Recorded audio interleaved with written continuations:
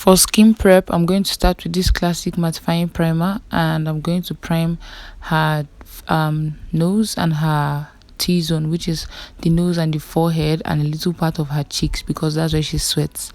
And I'm going to be using this Hega and Esther foundation in the shade Carrot and Ezekiel concealer. Now I'm going to put some of it on my mixing palette, and first I'm going to put some setting powder on the nose and the forehead, because those are the places where she is more oily.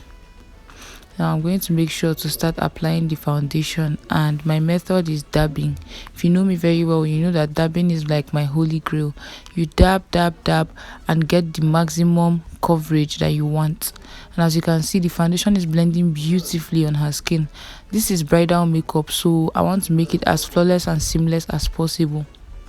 Yes, so after blending that, I'm going to apply some concealer to her under eye, her forehead, her cupid's bow, and her chin, and also her nose bridge. So those are the places I want to highlight, because when she faces the sun, those are the places that are highlighted. And then I'm going to contour the parts that are kind of hidden when she faces the sun. I don't know if you get the gist. Anyways, well, I'm going to take the same process and blend. So I'm going to blend up until the foundation and the concealer have a seamless blend. You're going to see the effect of what I'm talking about in just a minute.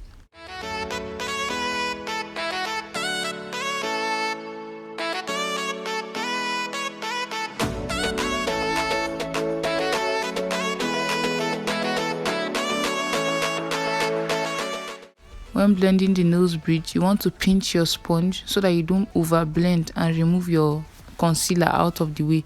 So you have to pinch your sponge and blend as precisely as possible.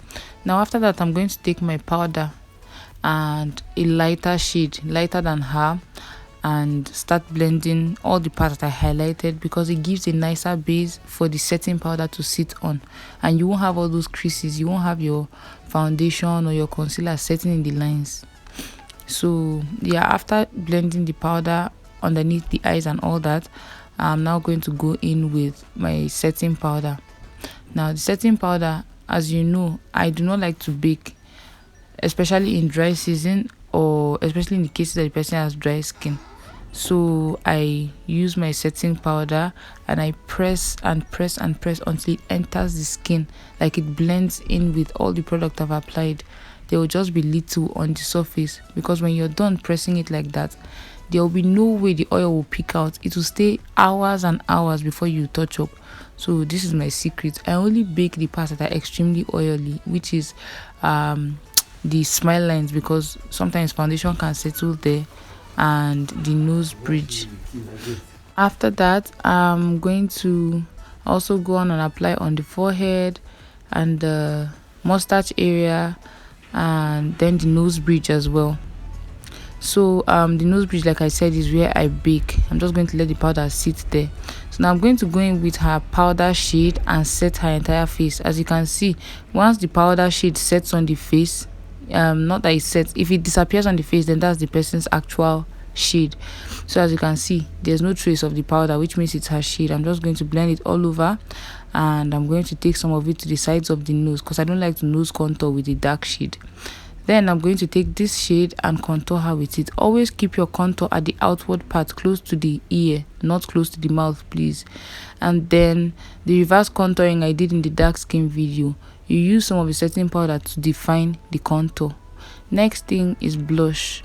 I take it with a fluffier brush. It's not the same as the powder brush, but a different one, and give a nice flush on the cheeks. After that, highlighting. I'm going to take it and go on the highest point of her cheeks. The highest point, like I told you, if you don't know where it is, then touch the bones on the cheeks and find out where it is.